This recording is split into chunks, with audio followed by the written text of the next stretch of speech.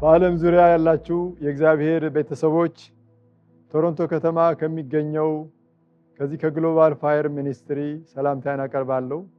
ስሜ ኤፍሬም ላከማርያም እባላለሁ። የኢትዮጵያ ወንጌላዊት ቤተክርስቲያን በቶሮንቶ መጋቢ ነኝ። ዛሬ የማካፈላችሁ ቃል በዘጸአት ምዕራፍ 17 ከቁጥር 11 ጀምሮ እስከ 13 ያለውን ክፍል ነው። በጌታ ስም አነበዋለሁ። እንዲህም ሆነ ሙሴ እጁን ባነሳ ጊዜ እስራኤል ድል ያደርግ ነበረ። እጁንም ባወረደ ጊዜ አማሌቅ ድል ያደርግ ነበረ። የሙሴ እጆች ከብደው ነበረ። ድንጋይም ወሰዱ፣ በበታቹም አኖሩ። እርሱም ተቀመጠበት። አሮንና ሆርም አንዱ በዚያ አንዱ በዚህ ሆነው እጆቹን ይደግፉ ነበረ። ፀሐይም እስክትጠልቅ ድረስ እጆቹ ጠነከሩ። ኢያሱም አማሌቅንና ሕዝቡን በሰይፍ ስለት አሸነፈ ይላል። እንግዲህ በዚህ ክፍል አንደኛ ያው አማሌቅ እስራኤላውያን ከግብፅ ከወጡ በኋላ አማሌቅ በኋላ መጥቶ አድብቶ ባልጠበቁበት ሰዓት፣ ባልተጠነቀቁበት ሰዓት፣ ባልተዘጋጁበት ሰዓት የወጋቸው ኃይል ነው አማሌቅ ኃይል። ዛሬም እኛ ባልተጠነቀቅንበት ሰዓት፣ በደከምንበት ሰዓት መጥቶ የሚዋጋን መንፈስ የአማሌቅ መንፈስ ይባላል እና እስራኤላውያን ብዙ ባልተዘጋጁበት ሰዓት አማሌቅ መጥቶ ሊያጠቃቸው ሲሞክር ሙሴ ኢያሱን ሰራዊቱን ይዞ አማሌቅን እንዲገጥም አዞ፣ እሱ ግን ወደ ኮረብታ ወጣ። ከእሱ ጋር ደግሞ አሮንና ሆር አብረውት ወጡ። አሮንና ሆር በጎኑ ነበሩ። ስለዚህ ማንኛውም ጦርነት መንፈሳዊ ይዘት እንዳለው በዋናነት እንማራለን። አንደኛ ማንኛውም መንፈሳዊ ውጊያ ሰልፍ ሁሉ መንፈሳዊ ይዘት አለው። በኢዮብ መጽሐፍ በምድር ላይ የሰው ህይወት ሁሉ ሰልፍ አይደለምን ብሎ ይናገራል ኢዮብ 7:1 ላይ።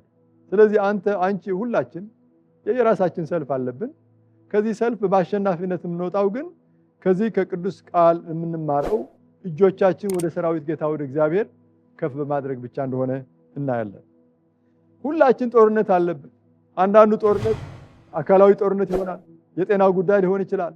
አንዳንዶቹ ስሜታዊ ሊሆን ይችላል፣ አንዳንዱ ደግሞ መንፈሳዊ ሊሆን ይችላል። ነገር ግን አካላዊ ይሁን ስሜታዊ ይሁን መንፈሳዊ ይሁን በአሸናፊነት መወጣት የሚቻለው እጆቹን ወደ ሰራዊት ጌታ ወደ እግዚአብሔር ከፍ በማድረግ ነው።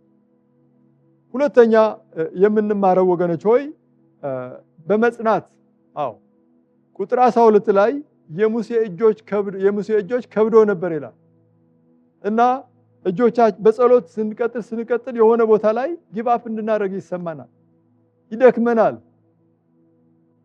ሙሴ ሱፐርማን አልነበረም። ደከሙ እጆቹ በደከሙ ጊዜ ግን አሮንና ሆር አንዱ በዚያ ሆነው እጆቹን ይዘው ከፍ አደረጉ ወደ ላይ። ስለዚህ ጦርነቱ ፀሐይ እስክትጠልቅ ድረስ ቀጠለ። ኢያሱም በአሸናፊነት ጨረሰ ማለት ነው። እግዚአብሔር አምላካችን እናመሰግናለን። አሮን የሙሴ ወንድም ነው። ሆር ደግሞ የሙሴ እህት የአሮንና የሙሴ እህት የማርያም ባል እንደሆነ ከትውፊት እንማራለን እናያለን። ስለዚህ ዛሬ ሙሴ እጆቹ ወደ ላይ ከፍ ባያደርግ እስራኤል ይሸነፍ ነበር። ነገር ግን ነገሩ ኢያሱ በአካል በሰይፍ ስለት እየተዋጋ የጦርነቱ ወሳኝ ሚና የሚጫወተው ግን በኮረብታ ላይ ያለው የሙሴ እጆች ወደ ላይ መዘርጋት ነበር። ዛሬ በቤተ ክርስቲያን ጦርነት ሊነሳ ይችላል። በቤተሰብ ጦርነት ሊነሳ ይችላል። ማሸነፍ የሚቻለው ግን በመደጋገፍ፣ አንደኛ ጦርነቱ መንፈሳዊ ይዘት እንዳለው በማወቅ፣ ሁለተኛ በጸሎትና በእምነት በመጽናት፣ ሶስተኛ ደግሞ በመደጋገፍ። የሙሴ እጆች ደክመው ነበረ። አሮንና ሆር ግን አንዱ በዚህ ይዘው እጆቹን ወደ ላይ ከፍ ባደረጉ ጊዜ አማሌቅ ተሸነፈ። መጨረሻ ላይ እንደ ቤተሰብ ማሸነፍ ትፈልጋላችሁ? እንደ ቤተክርስቲያን በአሸናፊነት መወጣት ትፈልጋላችሁ? እንደ ግለሰብ ለገጠመህ ተግዳሮት በአሸናፊነት መወጣት ትፈልጋለህ? እጆቻችን ወደ ሰራዊት ጌታ ወደ እግዚአብሔር ከፍ እናድርግ።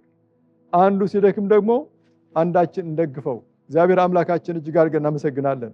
በኢሳይያስ 35 ቁጥር 3 እስከ 6 ላይ የደከሙትን እጆች አበርቱ፣ የላሉትን ጉልበቶች አጽኑ ብሎ የእግዚአብሔር ቃል ይናገራል።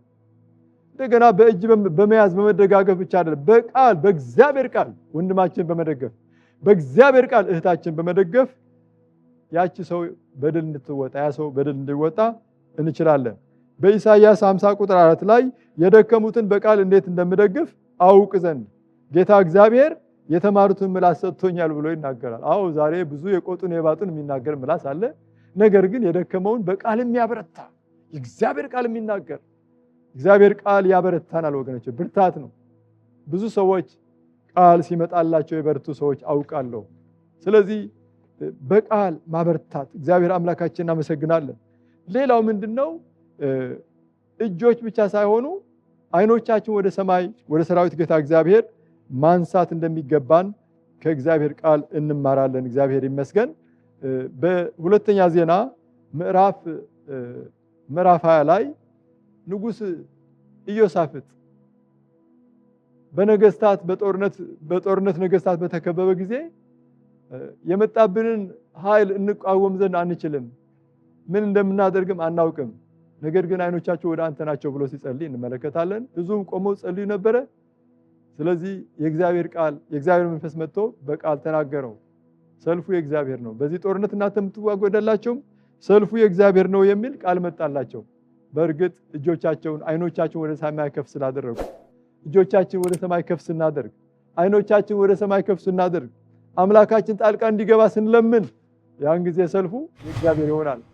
የሙሴ እጆች ወደ ላይ ከፍ ባሉ ጊዜ አማሌቅ የመጣበት አመጣጥ እግዚአብሔር ራሱ ጣልቃ ገብቶ መታው፣ ሁሉ የእስራኤል ሆነ።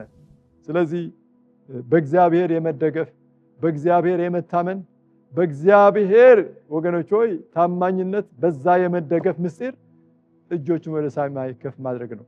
ዛሬ እኔና እናንተ የምናልፍባቸው የተለያዩ ሰልፎች ሊኖሩ ይችላሉ። ብቻህን ሆነ ማሸነፍ አትችልም። የቅዱሳን ጸሎት ያስፈልግሃል። የቅዱሳን ድጋፍ ያስፈልግሃል። ብቻሽን ሆነሽ ተዋግተሽ ታግለሽ ማሸነፍ አይቻልም። የወንድሞችና የእህቶች ድጋፍ ያስፈልግሻል። ስለዚህ በቅዱሳን ህብረት በቤተ ክርስቲያን ሆነሽ ጸሎት ጸልዩልኝ ማለት ገላትያ 6:2 ላይ ከእናንተ እያንዳንዱ የአንዱን ሸክም ይሸከም ይላል። ስለዚህ ብቻዬን በቃ ታግዬ መድከም ይችላል። የሙሴ እጆች ከብዶ ነበር።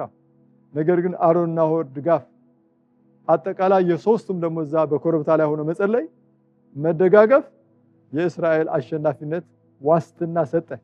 ያንተም ዋስትና የድል ዋስትና የማሸነፍ ዋስትና ያለው በመደጋገፍ በቅዱሳን ህብረት ውስጥ በቤተ ክርስቲያን ውስጥ በህብረት ውስጥ ስለሆነ ከቅዱሳን ወንድሞችና እህቶች ጋር አብረህ ጸልይ፣ አብረህ ተዋጋ።